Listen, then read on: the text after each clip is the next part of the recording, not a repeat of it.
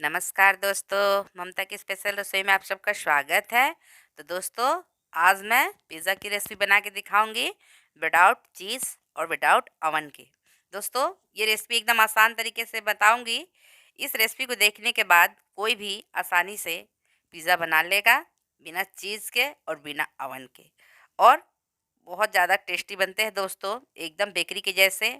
तो चलिए रेसिपी को शुरुआत करते हैं। तो इसके लिए हमें चाहिए दूध। तो ये दूध और ये ईस्ट है। तो 2 हाफ टेबल स्पून मैंने ईस्ट लिया है। मैदा के अकॉर्डिंग ही ईस्ट लिया जाता है। और 1 चम्मच ले लेंगे हम शक्कर। इन्हीं से फर्मेंटेशन होगा। तो इसे अब दूध में मिला देते हैं। दूध गर्म ही होना चाहिए, इतना गर्म होना चाहिए कि इसमें हम उंगली आराम से डाल लें। उतना गर्म दूध में ही हमें ईस्ट को डालना चाहिए। और इसे अब 3-4 मिनट के लिए मैं रेस्ट होने के लिए रख दूंगी ढककर। और ये वेजिटेबल हैं, तो शिमला और ये गाजर और प्याज इतने मेरे पास हैं। और ये दूध का मैंने पनीर फाड़ा है, तो आधा किलो दूध का मैंने पनीर फाड़ लिया है। अब हम ले लेते हैं मैदा। तो 2 कड़छी मैदा ली हूँ, इसीलिए मैंने 2 हाफ टेबल स्पून ईस्ट लिया है। इसका यही मेजरमेंट है। और इसमें अब थोड़ा सा डाल देते हैं नमक स्वाद के अनुसार। और इसमें हाफ टेबल स्पून के हाफ मैं बेकिंग सोडा और बेकिंग पाउडर ले लेती हूँ। और इसमें अब ईस्ट वाला दूध डाल के हम आटे को लगाएंगे। और दोस्तों, थोड़ा बहुत पानी की आवश्यकता होगी तो उसे भी डालेंगे। और इसका डो हमें गीला लगाना है। इसका डो हमें सख्त नहीं लगाना है, हार्ड नहीं लगाना है। एकदम इसका डो गीला रहता है। अगर जितना अच्छा इसका डो मतलब गीला रहेगा, हमारा पिज़्ज़ा बेस उतना ही अच्छा बनेगा। ज़्यादा सख्त डो से हमारे जो पिज़्ज़ा के बेस होते हैं वो अच्छे नहीं बनते हैं। तो इस बात का विशेष ध्यान रखिएगा। और अब ये देखिए आटा एकदम फूले फूले से हो गए हैं। तो इसे अब थोड़ा जोर जोर से मलूंगी, एकदम मसल मसल के इसे गूंथना है।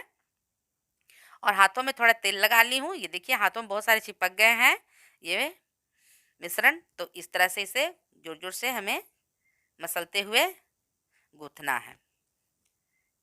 जब ये चिकने हो जाएंगे, हाथों में तेल लगा के गूंथने से ये चिकने हो जाते हैं। तो देखिए अब हाथों में तेल लगा के अब इसे सेपरेट कर देते हैं। और कुछ देर के लिए इसे ढक देंगे, 20-25 मिनट के लिए। 20 मिनट काफ़ी होते हैं। तो अब इसे मैं ढक देती हूँ। 20-25 मिनट बाद इसको मैं देखूंगी। तो चलिए अब हम सॉस की तैयारी कर लेते हैं। तो पिज़्ज़ा के लिए लहसुन, मिर्चा, प्याज और ये टमाटर, इसी से हम पिज़्ज़ा का सॉस बनाएंगे। तो ये कढ़ाई में थोड़ा सा तेल डाल देती हूँ। और इसमें अब हम लहसुन को डाल देंगे, लहसुन के कलियों को, उन्हें थोड़ा सा ही रोस्ट करना है। और इसमें अब हम प्याज डाल देते हैं। और इन्हें अब हम भून लेंगे थोड़ी देर के लिए। तो बस इस तरह से भून लेना है। और दोस्तों, इसमें आप अगर आपके पास काश्मीरी लाल मिर्च हो तो उसका इस्तेमाल कीजिएगा। मेरे पास ये नॉर्मल वाले मिर्च हैं, तो मैं नॉर्मल वाले ही मिर्च का इस्तेमाल कर रही हूँ। और इसे अब थोड़ा देर भूनेंगे। और इसमें अब हम टमाटर को 2 टुकड़ों में कट करके डाल देंगे इस तरह से। इसी तरह से हमें टमाटर को लगाना है।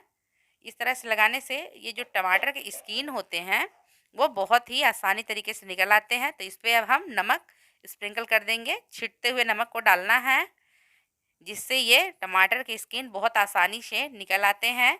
अब इसे हम कुछ देर के लिए ढक देंगे। तो इसे कुछ देर बाद हम देखेंगे। तो देखिए अब मैं इसको देखती हूँ।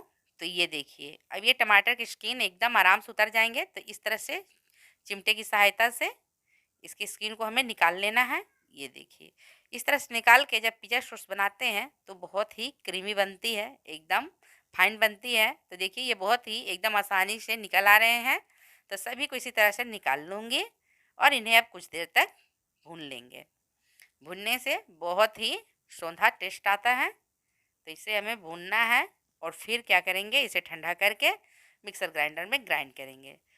और इसमें थोड़ा सा अब मैं डाल देती हूँ आधा चम्मच चीनी, थोड़ा सा मिठास के लिए। और अब ये ठंडा हो गए हैं तो मिक्सर ग्राइंडर में इसे ग्राइंड कर लेती हूँ। तो ये ग्राइंड मैंने कर लिया है। अब आटा को देख लेते हैं। तो ये आटा एकदम रेडी हो गए हैं। और दोस्तों, ये बटर पेपर ले लिया है।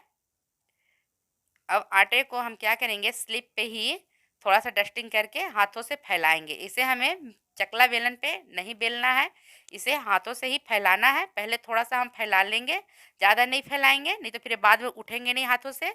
अब क्या करेंगे कि इसे बटर पेपर पे रख देंगे और बटर पेपर पे रख के ही इसे अब हम फैलाएँगे। अगर हम स्लिप पे इसे फैलाते तो फिर ये उठते नहीं क्योंकि ये गीले हैं।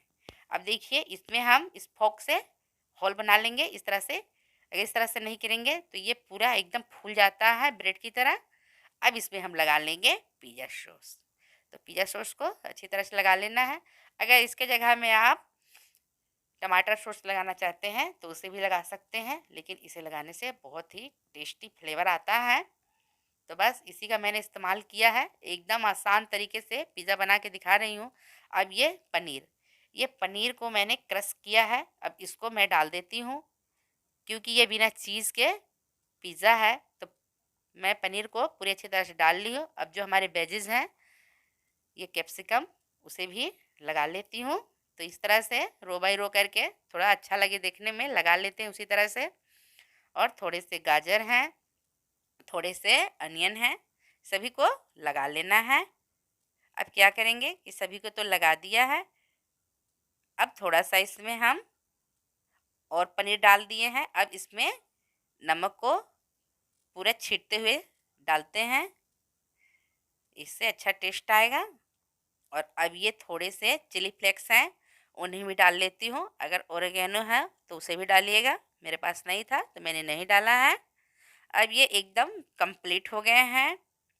अब इसे हम बेक करेंगे। तो ये एल्युमिनियम का प्लेट ली हूँ, उसी को मैं इसी पे रख ली हूँ और इसी पे रख के बेक करूँगी। तो इधर मैं इडली मेकर में नमक गर्म होने के लिए रख दी हूँ। नमक पूरा एकदम हीट हो गया है। तो इसमें अब डाल देते हैं एक स्टेन। तो इस तरह से स्टेन को डाल दी हूँ और अब हम ये अपना पिज़्ज़ा को भी डाल देंगे। और दोस्तों ये 15-20 मिनट में अच्छे से बेक हो जाएंगे। मैं इसे 15 मिनट में ही खोल लूँगी। बीच बीच में देखना चाहिए, 10 मिनट के बाद ही देखना चाहिए। ये हाई फ्लेम पे ही मैं इसे बेक कर रही हूँ। तो ये देखिए 15 मिनट हो गए हैं, तो हमारे पिज़्ज़ा एकदम अच्छे से पक गए हैं। तो इसे मैं अब निकाल लेती हूँ। देखिए ये ज़बरदस्त पिज़्ज़ा बने हैं। और इस अब बटर पेपर को हमें निकाल लेना है। बटर पेपर में ही हमें इस तरह से ही बनाना चाहिए, बहुत आराम से ये निकल जाते हैं। अब देखिए दोस्तों ये पिज़्ज़ा हमारी कितनी लाजवाब लग रही है। एकदम देसी स्टाइल में मैंने पिज़्ज़ा बनाया है, बिना चीज़ के और विदाउट ओवन के। अब इसे मैं कट कर लेती हूँ।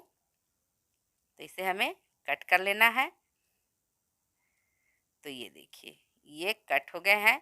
और इसके ब्रेड को देखिए, ये गज़ब फूले हुए ब्रेड हैं, एकदम ज़बरदस्त है। और दोस्तों रेसिपी पसंद आती है तो कृपया ज़्यादा से ज़्यादा मेरे वीडियो को अपने दोस्तों में शेयर कीजिएगा, मेरे चैनल को सब्सक्राइब कीजिएगा, मेरे हौसले को बढ़ाइएगा। थैंक यू फॉर वॉचिंग दोस्तों, बाय बाय।